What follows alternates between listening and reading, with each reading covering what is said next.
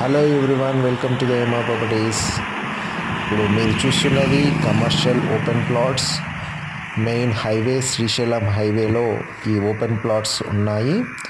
ఇది వచ్చేసి కందుకూరులో కలబండి. ఇవి first bit plots and second bit plots కూడా ఉన్నాయి. ఈ ఏరియాలో కందుకూరులో హైవే ఫేసింగ్ వచ్చేసి 60,000 per స్క్వేర్ యార్డ్ నడుస్తుంది. బట్ ఈ ప్లాట్స్ వచ్చేసి 30,000లోనే ఇవ్వడం జరుగుతుంది.